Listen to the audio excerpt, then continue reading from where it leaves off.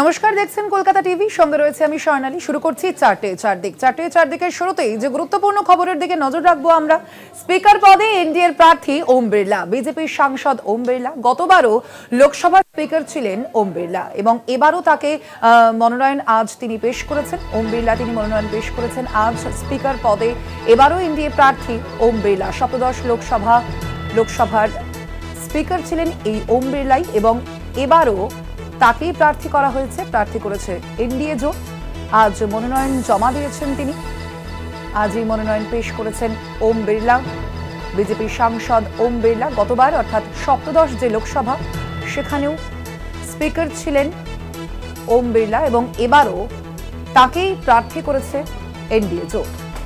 Speaker পদে এবারও NDA প্রার্থী করেছে ওম বিড়লাকে। আমরা দেখেছি স্পিকার পদে কাকে প্রার্থী করা হবে তা নিয়ে এনডিএ যে শরিকরা তাদের মধ্যে যথেষ্টই টালবাহানা চলেছে অনেকদিন ধরেই এবং তার পরবর্তীতে এবার কিন্তু সেই ওম বিড়লার উপরেই ভরসা রাখলো এনডিএ জোট। ওম বিড়লাকেই এবারও এই অষ্টাদশ লোকসভার জন্য স্পিকার পদে প্রার্থী করেছে এনডিএ জোট।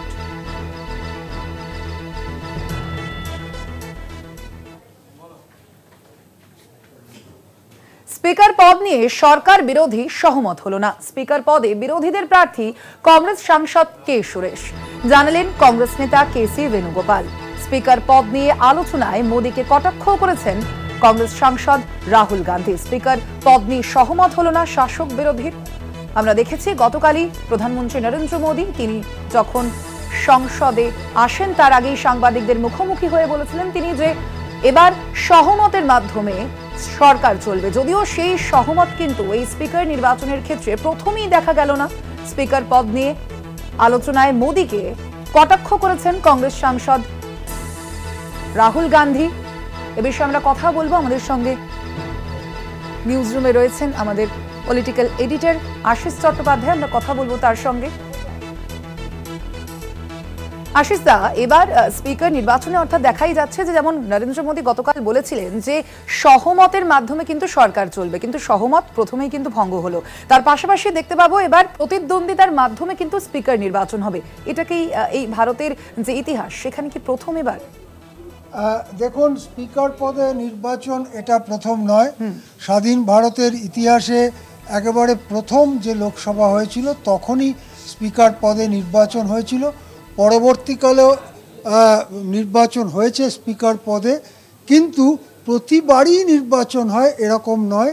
বরং বলা যেতে পারে স্পিকারটি সর্বসম্মতভাবে আসুক, স্পিকার পদে যিনি বসবেন তিনি আসুন, এটাই বাঞ্ছিত এবং অধিকাংশ লোকসভায় এরকম হয়েছে। কিন্তু এবারে সেটা হলো না। এবারে সম্ভবত একটা নির্বাচনের দিকে যাচ্ছে, যদিও নির্বাচন যদি হয় সেটা আগামীকাল হবে, আজ নয়। সুতরাং এখনও বেশ কয়েক ঘন্টা রয়েছে এই নির্বাচনকে এড়িয়ে কোনো রাজনৈতিক সিদ্ধান্ত হয় কিনা বা রাজনৈতিক কোনো প্রক্রিয়া চালু হয় কিনা সেদিকে দেখার। এখন স্পষ্ট যে বিরোধী পক্ষ দাবি করছেন যে ডেপুটি স্পিকার বিরোধীদের দেওয়া হোক। এটা কিন্তু গত লোকসভায় অর্থাৎ সপ্তদশ লোকসভাতেও এই দাবি তোলা হয়েছিল। কিন্তু যেটা সবথেকে লক্ষণীয়, যেটা কখনো স্বাধীন দেশে হয়নি, তা হচ্ছে গত লোকসভায় সপ্তদশ লোকসভায় কোনো ডেপুটি স্পিকারই নির্বাচিত হয়নি। অর্থাৎ 5 বছর সংসদ চলেছে, লোকসভা চলেছে কোনো ডেপুটি স্পিকার ছাড়া। এবারে যখন বিরোধীরা বললেন যে ডেপুটি স্পিকারটা বিরোধীদের ছেড়ে দেওয়া হোক, সে ব্যাপারে এনডিএ বা বিজেপির পক্ষ থেকে কোনো ইঙ্গিত, কোনো পজিটিভ ইঙ্গিত না আসার ফলে নির্বাচন অবশ্যম্ভাবী হয়ে পড়ে।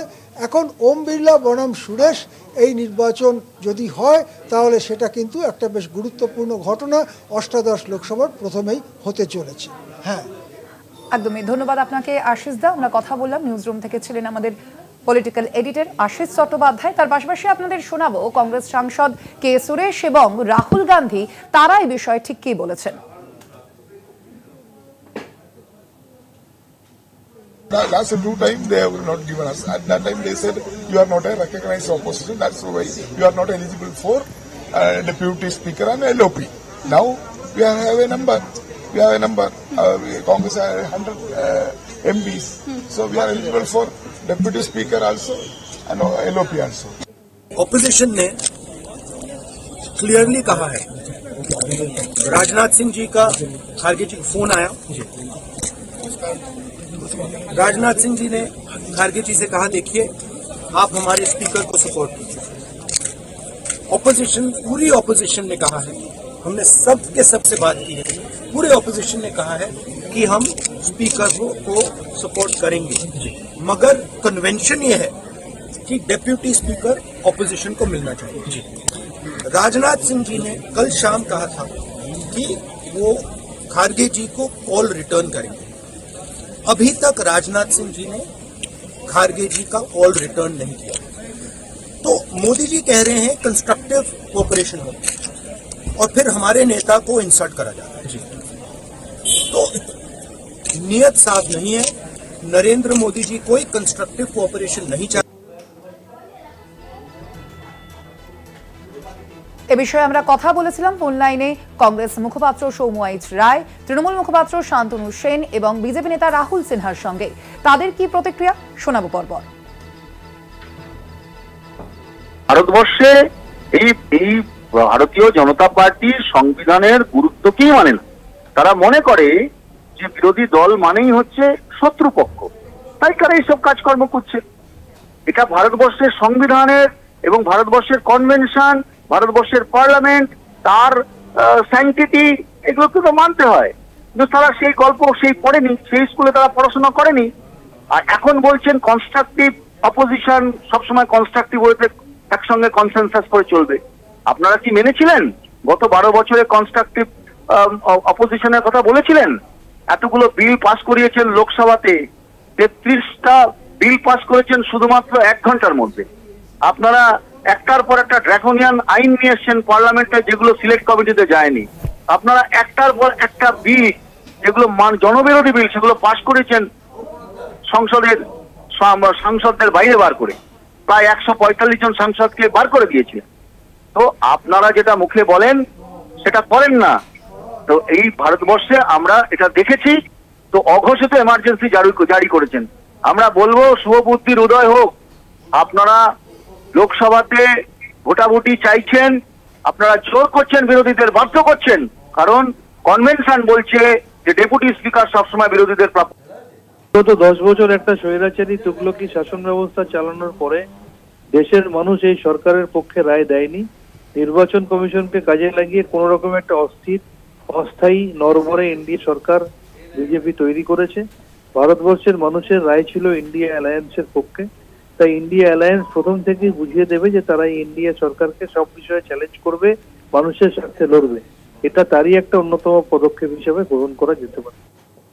যারা সরকার করে তাদেরই পক্ষে স্পিকার হয়। কংগ্রেস অ্যাকচুয়ালি চাইছে সমস্ত রীতিনীতিকে ধ্বংস করতে, এবং যদি এটা কংগ্রেস করায়, আমি মনে করি যেটা একটা সংসদীয় গণতন্ত্রে একটা কালো ইতিহাস তৈরি করবে কংগ্রেস। এবার নজর রাখবো পরবর্তী খবরের দিকে। 2 বিধায়কের শপথ ঘিরে জটিলতা। সদ্য নির্বাচিত বরানগর এবং ভগবানগোলার বিধায়কের শপথ নিয়ে জটিলতা। 2 বিধায়ক বিধানসভাতেই শপথ নিতে চান। রাজ্যপাল অন্যদিকে অনর শপথ হবে রাজভবনে। 2 বিধায়কের শপথ ঘিরে এবার জটিলতা যা চলছে বেশ কিছুদিন ধরেই আমরা দেখতে পেয়েছি, এবং এর মাঝেই বিধানসভার স্পিকার বিমান বন্দ্যোপাধ্যায় তিনিও একটি চিঠি পাঠিয়েছিলেন রাজ্যপালকে, এবং সীমাবস্থায় তার পক্ষ থেকে যে চিঠি পাঠানো হয়েছিল সে বিষয়ে সন্তুষ্ট ছিলেন না বিধানসভার স্পিকার বিমান বন্দ্যোপাধ্যায়, এবং সেই একইভাবেই রাজ্যপাল এবং বিধানসভার সংঘাত কিন্তু জারি রয়েছে। 2 বিধায়কের শপথ ঘিরে এই জটিলতা এখনো পর্যন্ত জারি রয়েছে। বরানগর এবং ভগবানগোলা এই 2 যে বিধানসভা নির্বাচন আমরা দেখেছি, উপনির্বাচন 2 বিধানসভা কেন্দ্রে, এবং সেই বিধানসভা কেন্দ্রের 2 বিধায়কের শপথ ঘিরেই এবার জটিলতা। এই বিষয়ে আমরা কথা বলবো। ফোন লাইনে রয়েছেন আমাদের বিশেষ প্রতিনিধি দেবজ্যোতি ঘোষ। দেবজ্যোতি, কি জানা যাচ্ছে এ বিষয়ে এখনো পর্যন্ত কি খবর রয়েছে? দেখো, অযথা কিন্তু একটা জটিলতা তৈরি হচ্ছে এই 2 বিধায়কের শপথ নিয়ে। সায়ন্তিকা বন্দ্যোপাধ্যায় এবং ভগবান মুর্শিদাবাদের ভগবানগোলার একজন বিধায়ক নির্বাচিত হয়েছেন উপনির্বাচনে, এবং তাদের কিন্তু শপথ বেশ কয়েকদিন ধরে ঝুলে রয়েছে। বিধানসভার পক্ষ থেকে যেটা জানানো হচ্ছে যে তারা চান যে বিধানসভায় তাদের শপথ হোক। অন্যদিকে রাজ্যপাল চাইছেন যে শপথ রাজভবনে হোক রীতি অনুযায়ী। সেই জায়গাতেই সায়ন্তিকা বন্দ্যোপাধ্যায় চিঠি লিখেছিলেন যে তিনি বিধানসভাতেই শপথ নিতে চান। তা নিয়ে কিন্তু অযথা একটা জটিলতা বিধানসভা এবং রাজভবনের মধ্যে হচ্ছে। সেই জায়গাতেই কিন্তু আজকে সায়ন্তিকা বন্দ্যোপাধ্যায় কিছুক্ষণের মধ্যে বিধানসভা স্পিকারের কাছে আসবেন, এবং যেহেতু রাজভবনের পক্ষ থেকে জানিয়ে দেওয়া হয়েছে যে আগামীকাল 26 তারিখ শপথ গ্রহণ করানো হবে দুই বিধায়ককে, কিন্তু তারা তারপরেই কিন্তু জানিয়েছিলেন যে তারা বিধানসভাতে শপথ নেবেন। সেই নিয়ে একটা জটিলতা তৈরি হয়েছে। এই অযথা যে জটিলতা তৈরি হয়েছে তা কবে কাটবে তা নিয়ে কিন্তু রাজনৈতিক মহল ভাবছেন। সেই জায়গাতেই কিন্তু আজকে সায়ন্তিকা বন্দ্যোপাধ্যায় স্পিকার বিমান বন্দ্যোপাধ্যায়ের সঙ্গে বৈঠক করবেন। বৈঠকের পরে পরবর্তী সিদ্ধান্ত নেবেন যে তারা রাজভবনে যাবেন নাকি তারা যেভাবে জেদ ধরে রয়েছেন বিধানসভার অভ্যন্তরে তারা শপথ গ্রহণ করবেন, সেই দিকেই তাকিয়ে রয়েছে, এবং রাজভবন কি পদক্ষেপ নেন তার দিকেও তাকিয়ে রয়েছে রাজনৈতিক মহল। ধন্যবাদ তোমায় দেবজ্যোতি। আমরা কথা বলছিলাম, ফোন লাইনে ছিলেন আমাদের বিশেষ প্রতিনিধি দেবজ্যোতি ঘোষ। দুই বিধায়কের শপথ ঘিরে জটিলতা অব্যাহত। সদ্য নির্বাচিত বরানগর এবং ভগবানগোলার যে বিধানসভার উপনির্বাচন হয় এবং সেই বিধানসভা উপনির্বাচনে যারা বিধায়ক হয়েছেন সেই দুই বিধায়কের শপথ ঘিরেই জটিলতা তৈরি হয়েছে, এবং রাজভবন এবং বিধানসভার সংঘাত ক্রমাগত হচ্ছে তীব্র।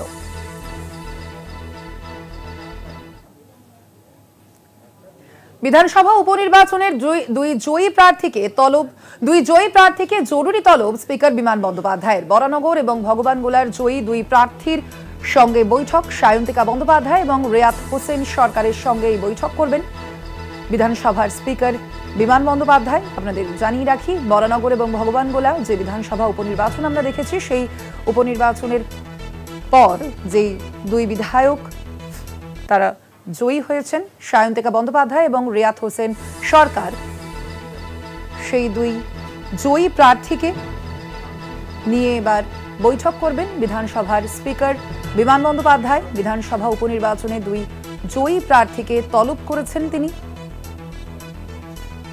বিমান বন্দ্যোপাধ্যায় বরানগর ও ভগবানগোলার দুই জয়ী প্রার্থী সায়ন্তিকা বন্দ্যোপাধ্যায় ও রেয়াত হোসেন সরকারের সঙ্গে বৈঠক করবেন। চারদিকে এখন সময় একটা ছোট্ট বিরতির। ফিরছি বিরতির পর, সঙ্গে থাকুন। ফিরে এলাম বিরতির পর, দেখছেন চারদিক। এই মুহূর্তে নজর রাখবো যে খবরের দিকে। বিধাননগরে ভাঙা হচ্ছে ফুটপাথের উপর বেআইনি দোকান। মুখ্যমন্ত্রীর নির্দেশের পরই সক্রিয় পুলিশ।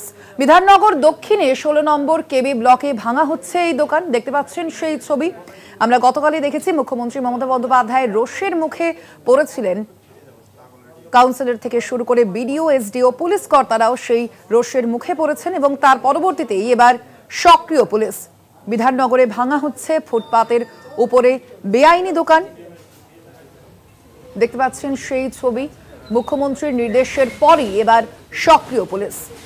একের পর এক মুখ্যমন্ত্রী মমতা বন্দ্যোপাধ্যায়ের যে রোষের মুখে পড়েছেন। প্রথমে আমরা দেখেছি পুলিশ কর্তাদের সঙ্গে তিনি বৈঠক করেছিলেন মুখ্যমন্ত্রী মমতা বন্দ্যোপাধ্যায়, এবং সেখানেও একাধিক বিষয়ে পুলিশ কর্তাদের বিরুদ্ধে ক্ষোভ উগরে দিয়েছিলেন মুখ্যমন্ত্রী। এবং গতকালও একই জিনিস আমরা দেখেছি। বিধাননগরে ভাঙা হচ্ছে এবার ফুটপাথের উপর বেআইনি দোকান। মুখ্যমন্ত্রীর নির্দেশের পরই সক্রিয় হলো পুলিশ। বিধাননগরে ভাঙা হচ্ছে ফুটপাতের উপর বেআইনি দোকান। মুখ্যমন্ত্রীর যে নির্দেশ আমরা দেখেছি, গতকাল তিনি যে ক্ষোভ উগরে দিয়েছিলেন প্রশাসনিক ব্যবস্থার উপর, তার পরবর্তীতেই এবার সক্রিয় পুলিশ। এ বিষয়ে আমরা কথা বলবো। ফোন লাইনে রয়েছেন আমাদের প্রতিনিধি দেবপম সরকার। দেবপম, কি জানা যাচ্ছে? আমরা দেখতে পাচ্ছি যে মুখ্যমন্ত্রীর নির্দেশের পরেই কি তাহলে এভাবে সক্রিয় হচ্ছে পুলিশ? দেখো, একেবারে রাজ্যের মুখ্যমন্ত্রী মমতা বন্দ্যোপাধ্যায় তিনি গতকাল যেভাবে ক্ষোভ উগরে দিয়েছেন, তারপরেই কিন্তু আমরা দেখলাম যে আজকে সকাল থেকে বলা যেতে পারে গতকাল রাত্রি থেকে বিধাননগরের বিভিন্ন থানায় অঞ্চলেতে থানার আধিকারিকরা বিভিন্ন ফুটপাত যারা এনফোর্স হয়ে আছে তাদেরকে চলে যাওয়ার জন্য অনুরোধ করা হচ্ছে।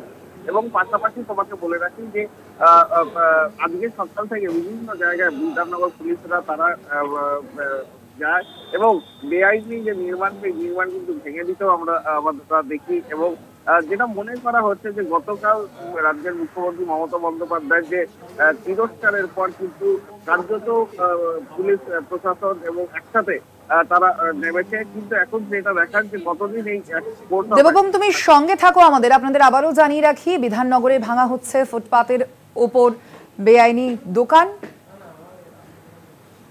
মুখ্যমন্ত্রীর নির্দেশের পরেই এবার সক্রিয় পুলিশ, যেমনটা বলছিলে তুমি দেবভূম। একেবারেই দেখো, বিধাননগরে যে ফুটপাত একেবারেই দেখো, বিধাননগরে যে ফুটপাথ এনক্রোচমেন্ট করে দোকান সেটা কিন্তু নতুন নয়। এর আগেও কিন্তু ফুটপাথ ক্লিয়ার করার জন্য বিভিন্ন অভিযান চলেছে এবং তার কিছুদিন খালি থাকার পরেই কিন্তু আবার যথাস্থানে যে সমস্ত দোকানদাররা বসেন তারা কিন্তু বসেই যেতেন। এখানেই মনে করা হচ্ছে যে স্থানীয় নেতাদের মদত ছাড়া এটা কিন্তু কোনোভাবেই সম্ভব না। যদি পৌর নিগম কড়া পদক্ষেপ নিত, যারা পুনরায় বসছে সেই সমস্ত দোকানদারদের বিরুদ্ধে যদি কড়া ব্যবস্থা নিত, তাহলে কিন্তু এই ধরনের জিনিস আর ঘটতো না। কিন্তু এখানে দেখা যাচ্ছে যে গতকাল মমতা বন্দ্যোপাধ্যায় যেভাবে বিধাননগর পৌর নিগমের যে কাজকর্ম সেই কাজকর্ম নিয়ে উষ্মা প্রকাশ করেছেন, খালি কেবলমাত্র ফুটপাত দখলই নয়, যে রাস্তা বিধাননগরের রাস্তা, সেই বিধাননগরের রাস্তা অধিকাংশই কিন্তু খারাপ। কিছুদিন আগে নির্বাচনের আগে কিছু প্যাচ আপ ওয়ার্ক হয়েছিল এবং কার্যত বিভিন্ন ব্লকের যে ভেতর যে রাস্তাগুলি, সেই রাস্তাগুলি কিন্তু অত্যন্ত অবস্থা খারাপ। পাশাপাশি গাছের বিধাননগরে তুমি জানো যে গাছ বসানো হয়েছে, সেই গাছ কিন্তু নিয়মিত কিন্তু ট্রিমিং করা হয় না। সব মিলিয়ে বিধাননগর দেখান যে মমতা বন্দ্যোপাধ্যায়ের যে কড়া বার্তা পাওয়ার পর এই অ্যাকশনের এফেক্ট কতদিন থাকে সেটাই কিন্তু দেখা। ধন্যবাদ তোমায় দেবভূম। আমরা কথা বললাম, ফোন লাইনে ছিলেন আমাদের প্রতিনিধি দেবভূম সরকার।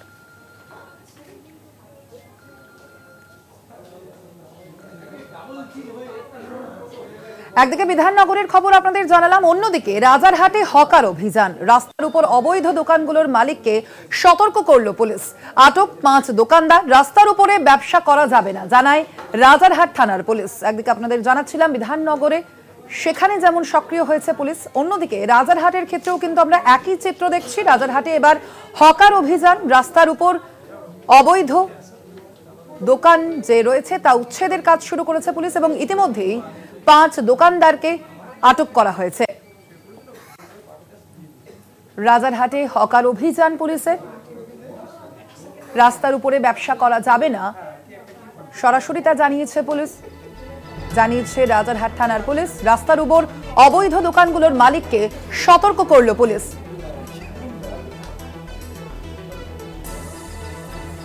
কথা বলবো, রাজারহাট থেকে সরাসরি রয়েছেন আমাদের প্রতিনিধি শাকিল মুস্তাক। শাকিল, এবার পুলিশের কি পদক্ষেপে বিষয়ে কি জানা যাচ্ছে?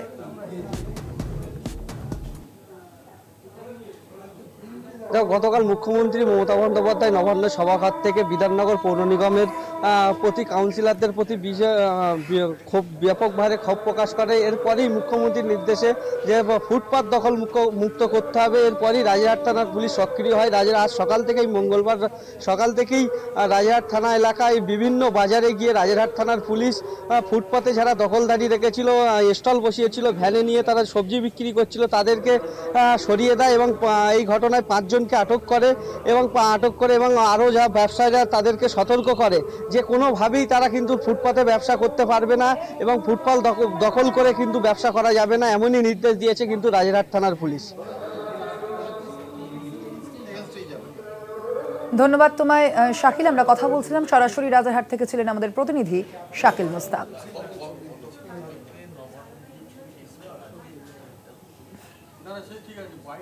অন্যদিকে বেআইনি বাড়ি ভাঙার উদ্যোগ হাওড়া পুরসভার। বেআইনি বাড়ি ভাঙার উদ্যোগ হাওড়া পুরসভার। মুখ্যমন্ত্রীর কড়া নির্দেশের পর বাড়ি ভাঙার উদ্যোগ। হাওড়ার 18 নম্বর ওয়ার্ডে ভাঙা হচ্ছে বেআইনি বাড়ি। আমরা গতকালই দেখেছি মুখ্যমন্ত্রী মমতা বন্দ্যোপাধ্যায় এই নিয়েও সরব হয়েছিলেন এবং হাওড়ায় এবার বেআইনি বাড়ি ভাঙার উদ্যোগ। এক প্রমোটারের বিরুদ্ধে বেআইনিভাবে এই বাড়ি নির্মাণ করার অভিযোগ সামনে এসেছে এবং সেই মতোই বেআইনি বাড়ি ভাঙার উদ্যোগ নেওয়া হয়েছে পুরসভার পক্ষ থেকে।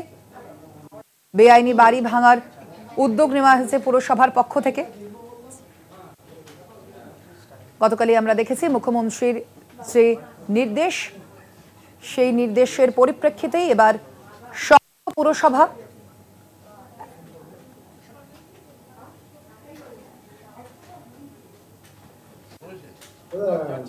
একেবারেই মুখ্যমন্ত্রীর গতকালের নির্দেশ হয়তো আপনাদের পরিকল্পনা আগেই ছিল এবং 18 নম্বরে বেআইনি বাড়ি ভাঙা শুরু হলো। নির্দেশ কার্যকর করতে আমাদের সমস্যা নাই। এটা দেখুন, আমাদের কালকে তো যেটা দিদি বলেছেন সেটা তো আমরা সকলেই শুনেছি, সেটা তার সঙ্গে এই আজকের ডেমলিশনের কোনো যোগ নেই। এটা আমাদের রুটিন ডেমলিশন।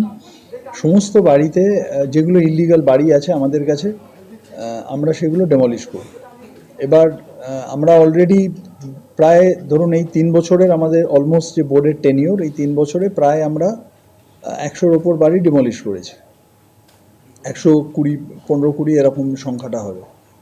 তো এটা আমরা রেগুলার বেসিসে করে থাকি।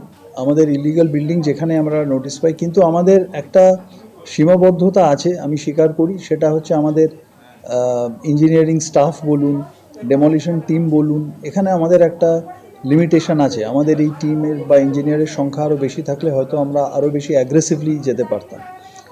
তো বাট তা সত্ত্বেও আমরা যেটা কালকে যে নির্দেশ আমাদের মাননীয় মুখ্যমন্ত্রী দিয়েছেন, আমরা যেটা ঠিক করছি যে আগামী দিন থেকে, কারণ এই টিমটাকে অ্যারেঞ্জ করা এগুলো একটা ব্যাপার থাকে, তো আমরা আরও অনেক বেশি সংখ্যায় আমরা ডেমলিশন করব। এবং বিশেষ করে যে যে জায়গায় খুব গ্রস ডেভিয়েশন আছে, মানে ধরুন যারা হাইট ডেভিয়েশনটা অনেক বেশি করেছে, তাদেরকে আমরা টার্গেট করে আগে সেই জায়গাগুলো আমরা ডেমলিশ করব। আজকে এই 18 নম্বরের বাড়িটার অভিযোগটা কি ছিল? এ বিষয়ে আমরা কথা বলবো। হাওড়া থেকে সরাসরি রয়েছেন আমাদের প্রতিনিধি জগন্নাথ সামন্ত। জগন্নাথ, এবার পুরসভার পক্ষ থেকে ঠিক কি পদক্ষেপ নেওয়া হলো? দেখো, এই মুহূর্তে ভাঙার কাজ চলছে, সকাল থেকেই চলছে। আমি বেণীমাধব মুখার্জি লেনে রয়েছি। হাওড়া যে বাড়িটা ভাঙা হচ্ছে, আমি এবার চিত্রটা দেখাবো। যেখানে একটা তারামার মন্দির রয়েছে, তার পাশেই এই দোতলা বাড়ি, সেখানে ভাঙার কাজ চলছে। ভেতরে কাউকে ঢুকতে দেওয়া হচ্ছে না, তবে পরিবারের লোকজন এবং এই স্থানীয় যারা বাসিন্দারা সবাই রয়েছে। আমি পরিবারের একজন লোককে পেয়েছি এবং প্রতিবেশী রয়েছে, এবং এই যে বাড়িটা ভাঙা হচ্ছে তারই ভাই রয়েছে। এই বাড়িটা ভাঙার কারণটা, বাড়িটা হচ্ছে আমাদেরই জমি, যারা ইলিগালি ছিল এবং রাতারাতি বাড়িটাকে মানে রাতের অন্ধকারে পাঠানো হয়েছিল। মহামান্য হাইকোর্টের নির্দেশে যা ভাঙার অর্ডার বেরিয়েছে এবং সেই জন্যই আমাদের প্রশাসন কাজে করছে। এতদিন কেন করা হয়? এটা কবেতে অভিযোগ জানিয়েছিল? এই কেসটা চলছে 2016-17 থেকে 2019-এ ভাঙা হয়েছিল, সেটা নামমাত্র। এদেরই নিজেদের মধ্যে যাতে কেসটা লিঙ্ক করা হয় তার জন্য দেরি করা হয়, তার জন্য নিজেদের মধ্যে এরা কেস কারণ করছিল। সেই জট ছাড়াতে তারপর মাঝখানে কোভিড এলো, তারপরে কেস আরও মানে কোর্টে কেস অনেকটাই ডিলে হয়েছিল, সেই জন্য দীর্ঘ সময় লেগে তাকে তুমি শুনতে পেলে দীর্ঘ সময় লেগেছে। এই যে বেআইনি বাড়িটির বিরুদ্ধে অভিযোগ জানানো হয়েছিল হাওড়া পৌরসভায়, তবে পুরসভার তরফ থেকে মুখ্য প্রশাসক ডক্টর সুজয় চক্রবর্তী যেটা জানান যে 3 বছর তারা এই কমিটিতে এসছে পুরসভায়, সেই 3 বছরে প্রায় 120টির ওপর বাড়ি ভাঙা হচ্ছে। তাদের একটা খামতি রয়েছে, তিনি স্বীকার করেন। সেই খামতিটা কি না, এই যে বেআইনি বাড়ি ভাঙার ক্ষেত্রে যেসব লেবার দরকার, অর্থাৎ ভাঙার জন্য যে কর্মচারী এবং প্রশাসনের সাহায্য লাগে, সেইটা তাদের কমতি আছে। তাই জন্য কম আছে বলে তারা খুব তাড়াতাড়ি কাজ করতে পারে। তবে আজকেই তিনি আশ্বাস দিলেন, মাননীয় মুখ্যমন্ত্রী ওনাকে বলেছে যত তাড়াতাড়ি হয় যেসব বেআইনি বাড়িগুলি রয়েছে সেই বেআইনি বাড়িগুলি অবিলম্বে যাতে ভাঙা হয় সেই দিকে নজর দিতে, তার জন্যই তৎপরতা দেখা গেল। আজকে একবারে বেণীমাধব মুখার্জি লেনে হাওড়ায় এই বাড়িটি ভাঙা হচ্ছে। এই দেখাচ্ছি আমি গলির মধ্যে, এই যে বাড়িটি আমি দেখাচ্ছি, এই বাড়িটা ভাঙা হচ্ছে এবং এখানে পুলিশ মোতায়েন রয়েছে, রাজ্য পুলিশ পুরসভার তরফ থেকে মোতায়েন রয়েছে যে আওয়াজ ভাঙা হচ্ছে। এখানে পুলিশ দেখেছে কোনো রকম অপ্রীতিকর ঘটনা যাতে না ঘটে, সেই জন্য পুলিশ মোতায়েন রয়েছে, রাজ্য পুলিশ। এবং আরও আমি যদি নিয়ে আসবো, বাড়ি ভাঙা হচ্ছে, অনেক ভাঙা হয়ে গেছে বাড়িটা। এখানে দেখাবো বিশাল পুলিশ রয়েছে ঘটনাস্থলে, বাড়িটি ভাঙা হচ্ছে। পুলিশের যেহেতু কোনো রকম বাড়িতে ভাঙতে গেলে অপ্রীতিকর ঘটনা না ঘটে, তাই জন্য এখনো পর্যন্ত প্রচুর পুলিশ বিশ্বাস করা রয়েছে এবং এই নজরদারি করে পুরসভার তরফ থেকে যে বেআইনি অংশ অর্থাৎ যোজনা, সেই সেই অংশটাই ভাঙা হচ্ছে। বারবার যেটা বলে যে 3 বছরের মধ্যে 100-রও বেশি বাড়ি তারা ভেঙেছে। তাদের কর্মচারীর অভাব, তাদের এই যে ভাঙার জন্য যেসব লোকজন প্রয়োজন, ধন্যবাদ তোমায় জগন্নাথ। আমাদের সঙ্গে সরাসরি ছিলেন আমাদের হাওড়া থেকে প্রতিনিধি জগন্নাথ সামন্ত।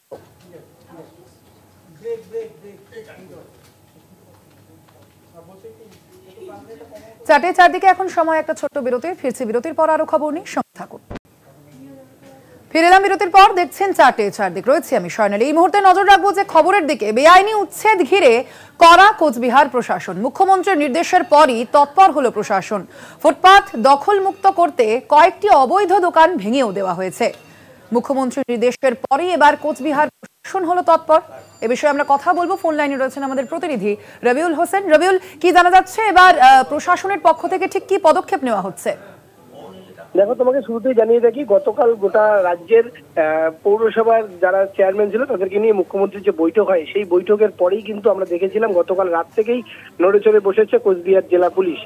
গতকাল রাতে কিন্তু কোচবিহার পুলিশের তরফ থেকে বিভিন্ন জায়গায় অভিযান চালানো হয় এবং তারপর আজ কোচবিহার কোতোয়ালি থানার পক্ষ থেকে একেবারেই কিন্তু কোচবিহার শহরে যে সমস্ত ফুটপাত দোকানদাররা অবৈধভাবে দখল করে রয়েছে সেই দোকানে কিন্তু ফুটপাত উচ্ছেদ অভিযান কিন্তু দখলমুক্ত করার অভিযান কিন্তু চালানো হয় এবং বেশ একাধিক দোকান কিন্তু শেষ পর্যন্ত একেবারেই বুলডোজার দিয়ে কিন্তু ভেঙে দেওয়া হয় এবং এই যে দোকানদার যারা রয়েছেন তারা কিন্তু সকলেই ফুটপাতে কিন্তু অবৈধভাবে সেই দখল করেছিলেন, এতদিন ব্যবসাপত্র চালিয়েছিলেন। তবে এই যে দোকান ভেঙে দেওয়া বা ফুটপাত দখলমুক্ত করা, এই বিষয়ে কিন্তু দোকানদাররা কিন্তু সকলেই নাখুশি। তারা বিশেষ করে দোকানদাররা জানাচ্ছেন যে আজকে যে অভিযান হবে সে ব্যাপারে তাদেরকে কিন্তু কোনোভাবেই আগে প্রশাসনের তরফ থেকে কোনো রকম সতর্কতা দেওয়া হয়নি বা কোনো রকম জানানো হয়নি।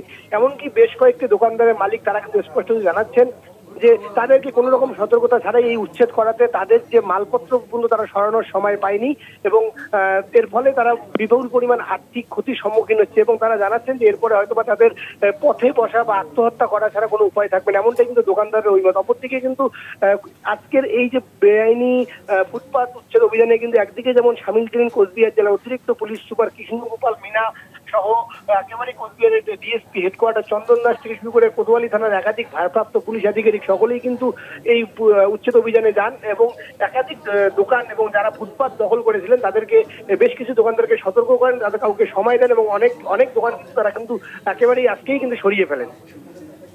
ধন্যবাদ তোমায় রবিউল। আমরা কথা বলছিলাম, ফোন লাইনে ছিলেন আমাদের প্রতিনিধি রবিউল হোসেন।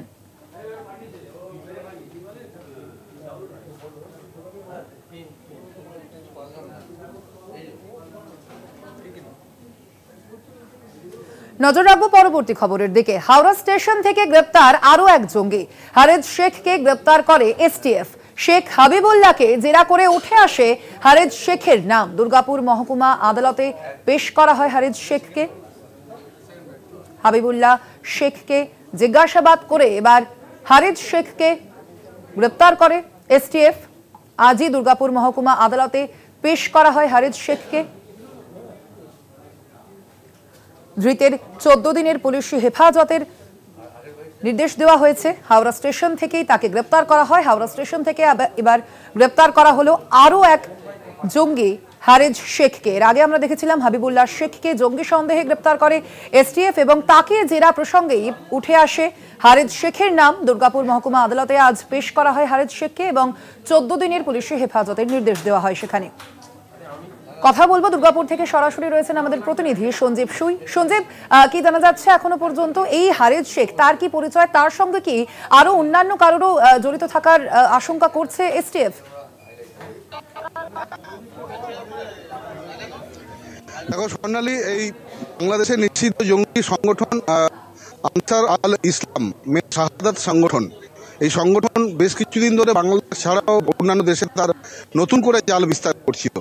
এবং হাবিবুল্লাহকে গ্রেপ্তারের পরে মানকর কলেজের দ্বিতীয় বর্ষের ছাত্র হাবিবুল্লাহকে গ্রেপ্তার করে তাকে কাকসা থানায় নিয়ে এসে পরে দুর্গাপুরের মহকুমা আদালতে তোলার পরে তাকে কলকাতায় নিয়ে যায় এবং এটা গত পরশু দিনের ঘটনা। তাকে দুর্গাপুর আদালতে তুলে এসটিএফ কলকাতায় নিয়ে গেছিল এবং তারপরে আজ ভোরে হাওড়া থেকে হারেজ শেখকে গ্রেপ্তার করা হয়। হারেজ শেখ হচ্ছে মায়াপুর থানার অন্তর্গত মোল্লাপাড়ার বাসিন্দা এবং এই হাবিবুল্লাহর সঙ্গে তার যোগসূত্র পাওয়া গেছে এবং সেও এই সংগঠনের সঙ্গে যুক্ত বলে প্রাথমিকভাবে জানতে পারা যাচ্ছে।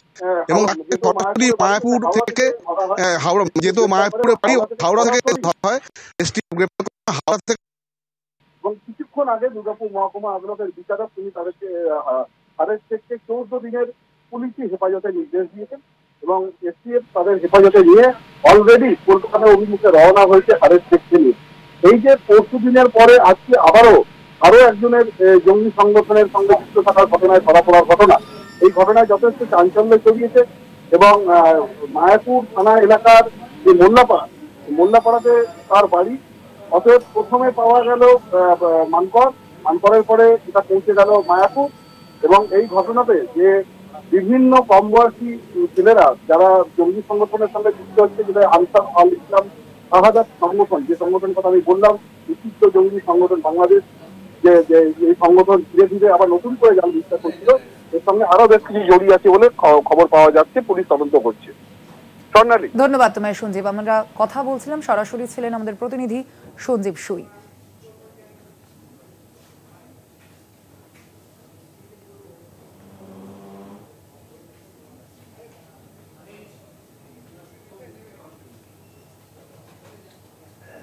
দক্ষিণ 24 পরগনার নামখানার ঈশ্বরীপুর গ্রামের যাতায়াতের রাস্তা বেহাল, নদী বাঁধের পথ।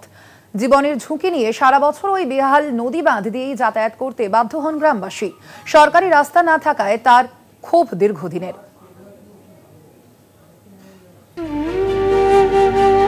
নামখানার নারায়ণপুর পঞ্চায়েতের ঈশ্বরীপুর গ্রাম। জানলে অবাক হতে হয়, বর্তমানে গ্রামটির দৈর্ঘ্য মেরে কেটে 5.5 কিলোমিটার। গ্রামে মোট 320টি পরিবারের বসবাস। সর্বসাকুল্যে জনসংখ্যা 1,500-এর কাছাকাছি। মূল ভূখণ্ডের সঙ্গে ঈশ্বরীপুর যুক্ত থাকা সত্ত্বেও গোটা গ্রামে একটিও সরকারি রাস্তা না থাকায় একরকম বিচ্ছিন্ন দ্বীপেই বাস করছেন বাসিন্দারা। কত বছর যাচ্ছে আসছে, দেখেই যাচ্ছে, কত ফটো, কত রাস্তার কত কিছু নিয়ে যাচ্ছে, আর যখন কাজের সময় আসবে তখন কাউকে দেখা যাচ্ছে। যাতায়াতের একটি মাত্র রাস্তাটিও একাধিক প্রাকৃতিক দুর্যোগে প্রতি বছরই ভাঙছে। দিনের পর দিন নদী বাঁধ আরো সরু হয়ে যাচ্ছে। বাড়িতে একমাত্র নৌকো থাকলেই এই রাস্তা দিয়ে যাতায়াত করা সম্ভব, না হলে অসুস্থ মানুষ থেকে হবু মা, সকলেরই ভরসা দোলনা। ভাঙা সরু রাস্তা দিয়ে অ্যাম্বুলেন্সও এই গ্রামে ঢুকতে পারে না। আমরা চাইছি একটু রাস্তাঘাট ভালো হোক, আমরা আর কোনো চাইবো না যে রাস্তাঘাটটা ভালো হোক। অন্য জায়গায় যে ঢালাই রাস্তা হচ্ছে, তোমার রাস্তাটা ভালো হচ্ছে, সেইটা আমরা চাই। গ্রামবাসীদের অভিযোগ, বহুবার গ্রামের হাল ফেরাতে বহু প্রশাসনিক দপ্তরে জানানো হলেও সমস্যার সমাধান হয়নি আজও। যদিও গ্রামের মানুষদের সমস্যার কথা স্বীকার করে তার সমাধানের আশ্বাস দিয়েছেন নামখানা পঞ্চায়েত সমিতির সভাপতি অভিষেক দাস। ইঞ্জিনিয়ার এবং মাননীয় আমাদের বিডিও সাহেবের সঙ্গে কথা হয়েছে, সেখানে কথা বলার পরে এবং আমাদের ইঞ্জিনিয়ার সাহেবের সঙ্গে কথা হয়েছে, সেটা স্কিমটাকে একটু যদি চেঞ্জ করে সেখানে পাইলিং, মাটি ফাটি বিভিন্ন জায়গায় ধরার পরে ওই রাস্তাটা কিন্তু খুব দ্রুততার সঙ্গে সম্পন্ন হবে। মূল ভূখণ্ডের সঙ্গে যুক্ত থাকার পরেও বিচ্ছিন্ন দ্বীপের বাসিন্দাদের মতো জীবনযাপন করছেন ঈশ্বরীপুর গ্রামের বাসিন্দারা। কবে সমস্যা থেকে মুক্তি পাবে এই গ্রাম? কিভাবেই বা ফিরবে গ্রামের হাল? এসব প্রশ্নেরই উত্তর খুঁজছে ঈশ্বরীপুর। নামখানা থেকে কোয়েল মণ্ডলের রিপোর্ট, কলকাতা টিভি। 4:04 দিকে এখন সময় আরো একটা বিরতি। ফিরছে বিরতির পর আরো খবর নিয়ে সঙ্গে থাকুন। ফিরেলাম বিরতির পর, দেখছেন 4:04 দিক। বিহারের কুদ্রা স্টেশনে দুন এক্সপ্রেসে হামলা। ট্রেনে উঠে বিনা টিকিটে সিট দখলের অভিযোগ। 100 জন দুষ্কৃতীর বিরুদ্ধে হামলার অভিযোগ। 15 জন বাঙালি ট্রাকের উপর হামলার অভিযোগ। বেল্ট, হকি স্টিক, বন্দুক দিয়ে হামলার অভিযোগ। গুরুতরভাবে আহত 6 জন। ঘটনায় বিহার পুলিশের হাতে আটক এক অভিযুক্ত।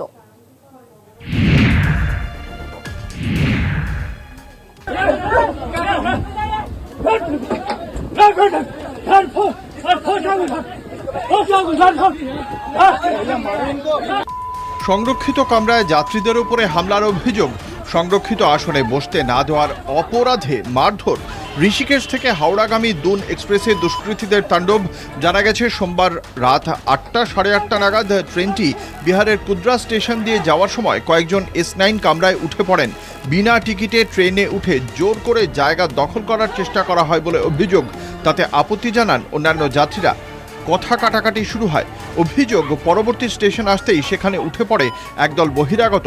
S9 কামরার যাত্রীদের ওপর চড়াও হন প্রায় 100 জন দুষ্কৃতী। বিহারে একদল লোক উঠে আমাদের উপরে আক্রমণ করে, তার কারণ হচ্ছে আমরা একজনকে শুধু বলেছিলাম যে আমাদের সিটে রিজার্ভেশন সিটে বসতে দেবো না, তাই জন্য সে বিহারের কুদরা স্টেশনে ছেলে ডেকে আমাদের উপরে ভাঙচুর করে। এখানে ট্রেনের কাজ ভেঙে দিয়েছে, এইখানে ট্রেনের দরজা ভেঙে দিয়েছে, আমাদের ছেলেদের মাথা ফাটিয়ে দিয়েছে, এখানে দুটো ফোন চুরি করে নিয়ে গেছে, আমার এই যে প্যান্ট এই যে ছিঁড়ে দিয়েছে, এই যে আমার প্যান্ট ছিঁড়ে দিয়েছে, আর এই যে আমার জামাও ছিঁড়ে দিয়েছে, এই যে এদিক থেকে এই যে জামা ছিঁড়ে দিয়েছে, আমাদের হচ্ছে ছেলেদের হাত পা মাথা ফাটিয়েছে, দুটো ফোন নিয়ে গেছে, এই যে খোলা, আমার হাতের এখানে ব্যথা, আমাদের জিনিসপত্র লুটপাট করে নিয়ে গেছে, ঘাড়ে এখান দিয়ে সব চোট আঘাত এইখান দিয়ে। দুষ্কৃতীদের মধ্যে কেউ হকি স্টিক তো কেউ আবার বেল্ট বন্দুক দিয়ে হামলা চালায় বলে অভিযোগ। ঘটনায় 15 জন বাঙালি পর্যটক আহত হন, যার মধ্যে গুরুতর আহত 6 জন, কারো মাথা ফেটেছে, কারো হাত পায়ে চোট লেগেছে। ঘটনায় ব্যাপক আতঙ্ক ছড়ায় অন্যান্য যাত্রীদের মধ্যেও। এটা ইস্টার্ন রেলওয়ে জুরিসডিকশনে নয়, যেটা ঘটনাটা যদি বলতে পারে ওটা হাজিপুর ডিভিশনের সিপিআরই বলতে পারবে কি ঘটনা ঘটেছে। আমি যেটু প্রাথমিকভাবে একটু খবর পেয়েছি সেটা হলো কিছু পরীক্ষার্থী উঠেছিল, তারা দুষ্কৃতী নয়, যাই হোক এইটুকুই আমি খবর পেয়েছি, এবং একটা এফআইআর লজ হয়েছে। হামলার ভিডিও ইতিমধ্যেই সোশ্যাল মিডিয়ায় ভাইরাল। হাওড়ায় পৌঁছে এ বিষয়ে জিআরপি থানায় অভিযোগ দায়ের করেন যাত্রীরা। ফের একবার ট্রেনে যাত্রীদের নিরাপত্তা নিয়ে উঠছে বড়সড় প্রশ্ন উঠছে রেলের সুরক্ষাটা কোথায়? দুন এক্সপ্রেসের মতন একটা গুরুত্বপূর্ণ ট্রেনে যাত্রীরা সুরক্ষাভাবে রিজার্ভেশন টিকিট করা সত্ত্বেও তাদের মারধর খেতে হলো। এই নিয়ে উঠছে রেলের প্রশ্ন। রেল এই নিয়ে কি ব্যবস্থা না সেটাই দেখার। হাওড়া থেকে জগন্নাথ সামন্ত, কলকাতা টিভি। ভোট পরবর্তী হিংসা অব্যাহত। মিনাখায় ভোট পরবর্তী হিংসায় বিজেপি কর্মীদের ঘরে ফেরানোর জন্য পুলিশের সঙ্গে কথা বলেন বিজেপি নেত্রী প্রিয়াঙ্কা টিবরেওয়াল। পাথর প্রতিমায় আক্রান্ত বিজেপি কর্মী দম্পতি ঘর ছাড়া, পুলিশ প্রশাসনে অভিযোগ দায়ের। ভোট পরবর্তী হিংসার জেরে মিনাখার বামনপুকুর এলাকার বেশ কিছু বিজেপি কর্মীরা ঘর ছাড়া। অভিযোগ, বিজেপি কর্মীদের ভয় দেখিয়ে আতঙ্কের পরিবেশ সৃষ্টি করছে তৃণমূল কংগ্রেস। এই সমস্ত বিজেপি কর্মীদের পাশে থাকার জন্য এবং ঘর ছাড়া বিজেপি কর্মীদের বাড়িতে ফেরানোর জন্য কলকাতা হাইকোর্টের নির্দেশে মিনাখা থানায় আসেন বিজেপি নেত্রী প্রিয়াঙ্কা টিবরেওয়াল। এলাকার বিজেপি কর্মীদের কিভাবে বাড়িতে ফেরানো যায় তা নিয়ে পুলিশের সঙ্গে কথা বলেন তিনি। পাশাপাশি দলীয় কর্মীদের নিরাপত্তা সুনিশ্চিত করতে পুলিশ আধিকারিকদের সঙ্গে কথা বলেন বিজেপি নেত্রী। বিজেপি যদি কোনো কমপ্লেন দিতে চায় তার কোনো এফআইআর হয় না, কিন্তু একজন বাড়িতে মানে তার কিছু হলেও বিজেপির নামে কমপ্লেন হয়ে যায়। তো এটাই আজকে নিয়ে আমি কথা বলেছি, আর অফিসার ইনচার্জ আমাকে বলেছে যে ডিউরিং ইনভেস্টিগেশন ওরা এই 12 জনের এগেনস্টে কিছু পায়নি।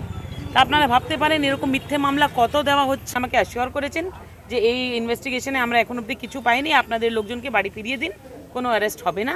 ভোট পরবর্তী হিংসা অব্যাহত দক্ষিণ 24 পরগনায়। পাথর প্রতিমার গোবর্ধনপুর কোস্টাল থানার শ্রীধরনগরে বিজেপি কর্মী দম্পতিকে বেধড়ক মারধর, বাড়ি ভাঙচুর ও লুটপাটের অভিযোগ। কাঠগড়ায় শাসক দল।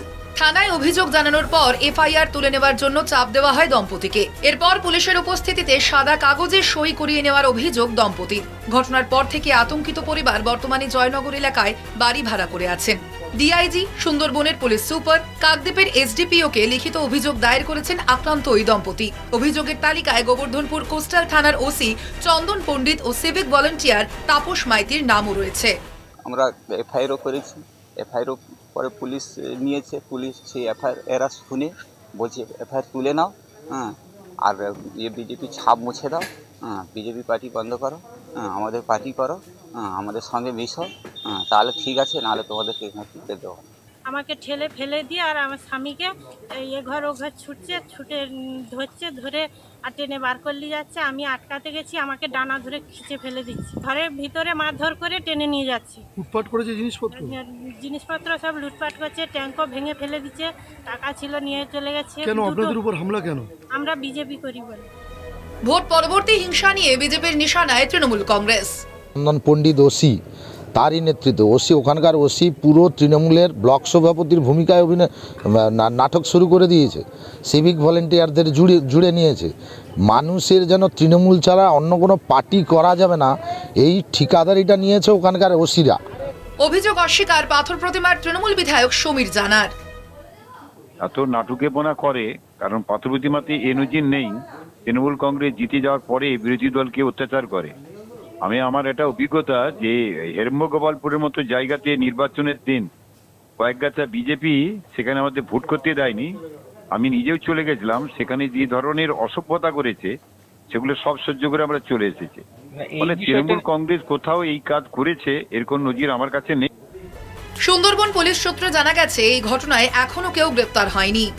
বসিরহাট থেকে সঞ্জিত চক্রবর্তী, পাথর প্রতিমা থেকে কোয়েল মণ্ডল, কলকাতা টিভি।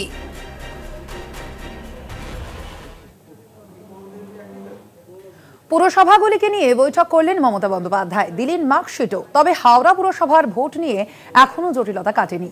প্রশাসক দিয়েই চলছে পুরসভার যাবতীয় কাজ। কবে জট কাটিয়ে তৈরি হবে পুরো বোর্ড, উঠছে সেই প্রশ্ন। কলকাতা সহ বাকি 4 পুরসভার সঙ্গে বাকি থাকা সব ছোট মাঝারি শহরের পুরভোট শেষ হয়েছে আগেই। সবার প্রথমে মেয়াদ উত্তীর্ণ হলেও ভোটের তালিকায় লাস্ট বয়। প্রাচীন এই শহরের মানুষ আবার কবে পাবে নিজেদের পুর বোর্ড, সেই প্রশ্ন আজও অধরা। 2013 সালে শেষ পুর নির্বাচনে যে পুর বোর্ড তৈরি হয়েছিল 2018 সালের ডিসেম্বরে তার মেয়াদ শেষ হয়। এরই মাঝে 2015 সালে হাওড়া পুর নিগমের সঙ্গে সংযুক্ত করা হয় বালি পুরসভাকে। হাওড়া পুর নিগমের ওয়ার্ডের সংখ্যা 50 থেকে বেড়ে দাঁড়ায় 66। পরবর্তীকালে আবার বালি পুরসভাকে বিচ্ছিন্ন করার সিদ্ধান্ত নেওয়া হয়। পুনর্বিন্যাস করে বাড়ানো হয় হাওড়া পুর নিগম ও বালি পুরসভার ওয়ার্ডের সংখ্যা। এরই মাঝে ঘোষণা হয় কলকাতা পুরসভার সঙ্গে হাওড়া পুর নিগমের নির্বাচন হবে। জটিলতা সৃষ্টি তখনই প্রাক্তন রাজ্যপাল জগদীপ ধনকর পুরবিলে সই না করায় স্থগিত হয়ে যায় হাওড়ার পুরভোট। বেঁধে যায় রাজ্যপাল সংঘাত। রাজ্যপাল সরাসরি জানতে চান হাওড়া পুর নিগমের সঙ্গে বালি পুরসভাকে কেন যুক্ত করা হয়েছিল, আবার কেনই বা পরে তাকে বিচ্ছিন্ন করা হলো।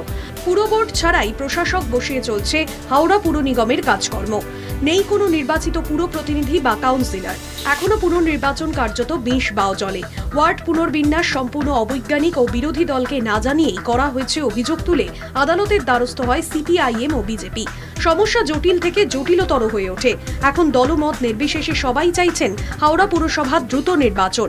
এই সুদীর্ঘ দিন ধরে হাওড়াবাসী যেভাবে বঞ্চিত হচ্ছে পুরো পরিষেবা থেকে, সেটা অকল্পনীয়। এখানে যে কি জট আটকে আছে, সে জট না রাজ্যপাল নিজে উদ্যোগী হচ্ছেন সমাধান করতে, বা আমাদের এই রাজ্য থেকেও কি উদ্যোগ সেটা আমরা বুঝতে পারছি না। কিন্তু এই রাজ্যপাল এবং রাজ্য সরকারের মধ্যে পড়ে হাওড়াবাসী আজকে নাজেহাল হয়ে গেছে। হ্যাঁ, এটা কি চলছে? এটা কি সার্কাস চলছে নাকি? হ্যাঁ, এখানে কি মানুষ থাকে না? আজকে আপনি বালিকে হাওড়া মিউনিসিপ্যালিটির সঙ্গে এক করে নিলেন, ট্যাক্সটা বাড়িয়ে দিলেন, ট্যাক্সের পয়সাগুলো নিয়ে নিলেন, আবার বলছেন কি না উন্নত পরিষেবা দেবো বলে আমরা পয়সা নিয়েছি।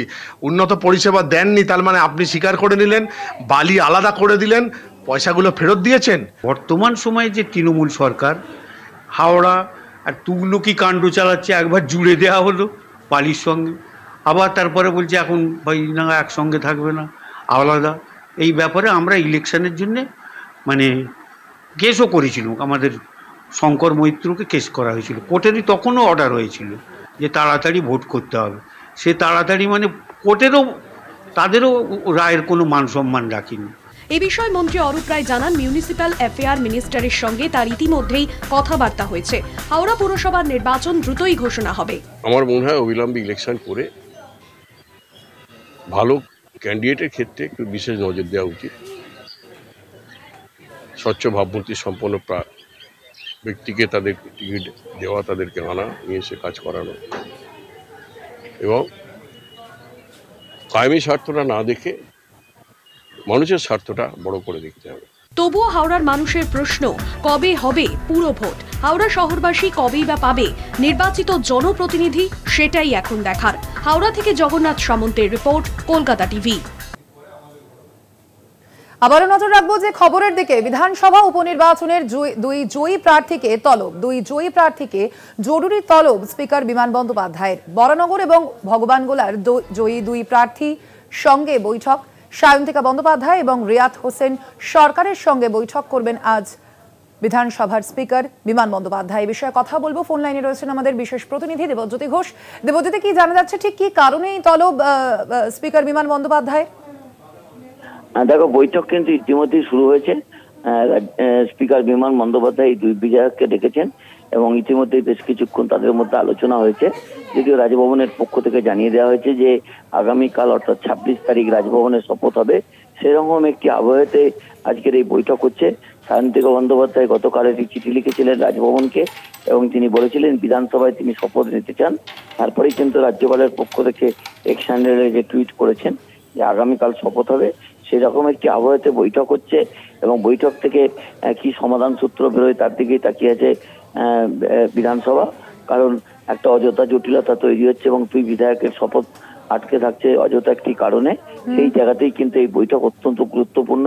আর কিছুক্ষণের মধ্যে হয়তো বৈঠক শেষ হবে এবং সেখানে স্পিকার বিমান বন্দ্যোপাধ্যায় কি বলেন তার উপর তাকিয়ে রয়েছে রাজনৈতিক মহল।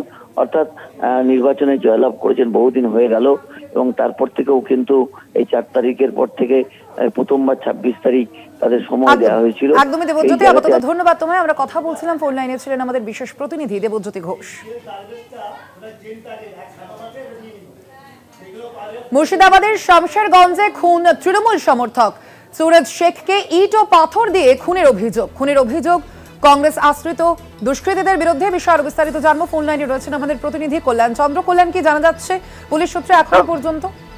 দেখো, পুলিশ ঘটনাস্থলে পৌঁছেছে ঠিকই, তবে আজকে দুপুরবেলা যেটা ঘটনা ঘটেছে শামশেরগঞ্জের যে কাঁকুরিয়া হবুলবেড়িয়া এলাকা রয়েছে সেখানেই সুরজ শেখের বাড়িতে হঠাৎ 30-40-35 জন দুষ্কৃতী হামলা করে এবং ওই দুষ্কৃতীরা কংগ্রেস আশ্রিত দুষ্কৃতী বলে জানা গেছে বা অভিযোগ উঠেছে।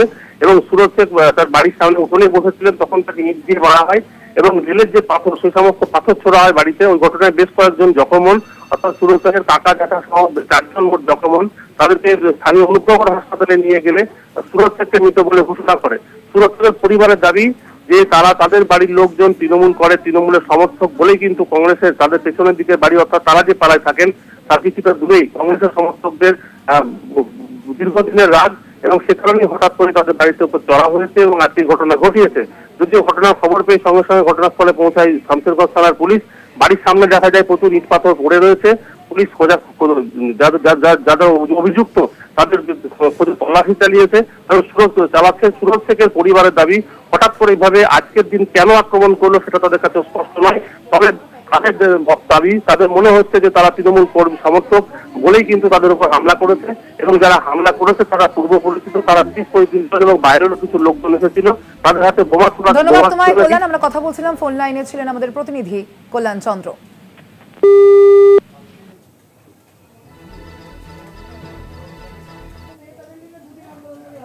অন্যদিকে খড়গপুরে প্রকাশ্যে শুট আউট, খড়গপুরে গুলিবিদ্ধ তৃণমূল কর্মী। খড়গপুরের 15 নম্বর ওয়ার্ডে শুট আউটের ঘটনা। 4 থেকে 5 রাউন্ড গুলি চালানোর অভিযোগ সামনে এসেছে। গুলিবিদ্ধ তৃণমূল কর্মী ভর্তি মেদিনীপুর হাসপাতালে। খড়গপুরের ঘটনা সামনে রাখছে আপনাদের। খড়গপুরে এবার তৃণমূল কর্মী গুলিবিদ্ধ। খড়গপুরে 15 নম্বর ওয়ার্ডে এবার শুট আউটের ঘটনা। ইতিমধ্যেই গুলিবিদ্ধ সেই তৃণমূল কর্মীকে ভর্তি করা হয়েছে মেদিনীপুর হাসপাতালে। 4 থেকে 5 রাউন্ড গুলি চালানোর অভিযোগ সামনে এসেছে। গুলিবিদ্ধ তৃণমূল কর্মী ভর্তি মেদিনীপুর হাসপাতালে, তিনি চিকিৎসাধীন রয়েছেন সেখানে। খড়গপুরে এবার তৃণমূল কর্মীকে গুলি চালানোর অভিযোগ।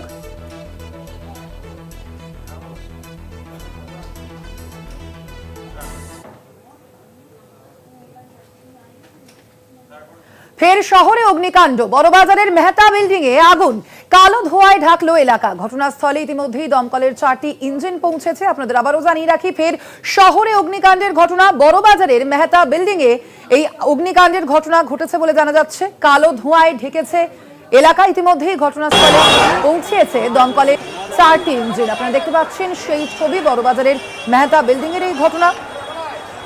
ফের শহরে অগ্নিকাণ্ড।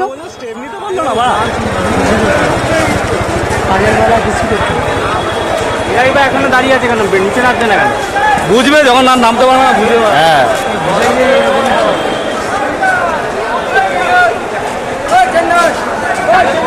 ওরা আবার আমাদের কি ভিডিও করছে, আমরা তো ভালোই আছি, ওরাই তো আজকে কার্গিল যুদ্ধে।